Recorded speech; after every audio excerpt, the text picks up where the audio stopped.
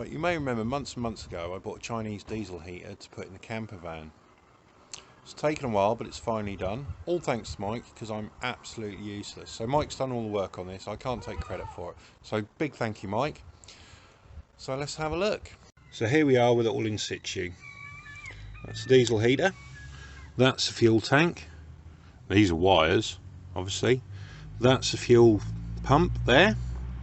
Now that's connected to the diesel tank by that rubber hose, and then there was a rubber hose that went down here and then back up into here. Okay, Mike's replaced that with a nice piece of copper just because it's better. Okay, now this is the end where the air comes in that's warmed. So what we've done is drilled a massive grate hole in here so the air can flow through there. Can maybe put a pipe through as well at a later date if I find it's not circulating enough, but I might leave it like that because then it's trim, it's flush, and I can put stuff along there without worrying about banging it. Ignore the drawing pins. Basically I've had to re-stick the carpet down, so I've just got those drawing pins temporarily to finish off the job. So you can see through there is the inlet. Down there underneath is the same size hole with this big old plate going through, which you can't see from here. That's for the exhaust. And we drilled another hole to put through there, but then had to cut more because we didn't have the angle. So here we go, I've got it stowed here. What I wanted was it to be in that box because I've got my leisure battery and all my wiring for the solar panels in there and my solar charge controller. Okay, so we've put it centrally. It fits in nicely, it's out of the way. We've got the control panel there. There's also a remote control that you can use. I've just got to finish off tidying it up because at the moment the hole is a bit bigger than I actually want. So I've just stuck this down. I'll then trim down the edges of the carpet so it's a bit more square, but I'll look to covering that with some sort of fascia. The trunking, that's just for my solar panels, which are mounted either side in the windows. Really important, okay, when you get a diesel heater, put in a carbon monoxide alarm. Not expensive, it's only 10 or 20 quid. That'll tell me if I get too much carbon monoxide in here, and also it gives me a temperature. So what are we talking, 5 degrees at the moment. Okay, looking underneath, see that corrugated metal pipe poking down the stainless? That's the exhaust outlet. You can see where the fuel line comes. There's also an air intake for the burning, which you can't see because it's quite dark under there. 5 degrees. It's very easy to do. Hit that button, that'll flash up on. See that? Can you hear it? So looking at the control panel, you can switch it on and off, and you can put the power output up or down. So at the moment I've got it 5.4 Hertz, which is the most. Once I've got it running and blasting out a load of heat, I'll drop it down to the minimum, which is I think 1.4 Hertz from memory. At the moment it's priming, it's pulling full fuel through, and it's going to start warming up. Fairly quiet at the moment. There, through there you can now hear the fuel pump. Hear that clicking?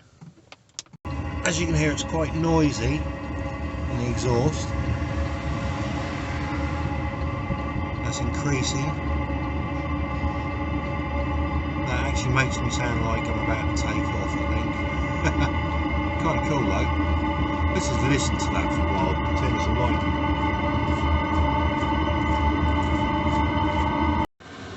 We're still getting up to temperature. I can feel the warmth from here. It's pumping out nicely. Right, let's get inside, close it up and see how long it takes for the temperature to rise. I've just closed the door, showing 5 degrees, got the output on full, it's coming out warm, it's not fully up yet, just about up to speed. There we go, 2 greens, 2 yellows, 2 reds.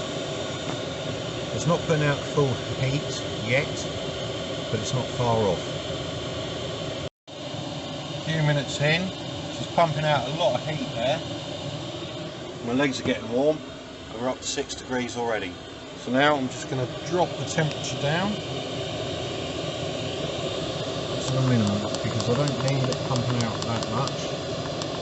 And it's quite loud. So what we want to do is illustrate, there you go, 1.4 hertz. It'll take a little while to slow down, but then you can get a better idea of how it will sound in normal use. Hear it dropping down.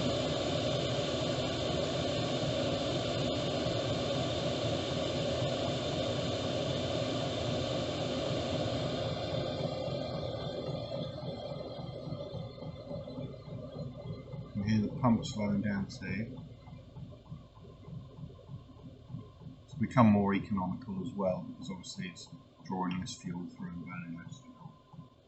There's no smell of diesel in here. There's been no smoke from underneath or down here. 15 degrees. It's about half an hour or so. So time to switch off because I've got to go to bed now. There we go. Hold the button down. Flash with off. You'll hear as it just speeds up to pump out any remaining diesel and air, and then slowly that will ease down until it's off. There we go, gone quiet, all done. So now we can leave it. So there you go, that's a good result, a good success. I can now, if I want, use my van in the winter, especially if I put my thermal blinds up that I made. So yeah, I mean, I've been sitting here quite happy, quite comfortable, and it's a cold day in January. So thank you very much, Mike, for installing it. Really appreciated. Big thumbs up. This isn't the best review that you could find, you know, the most in-depth, intricate, blah blah blah, telling you everything kind of review, but it's real. I'm happy. So yeah, I'd recommend getting one.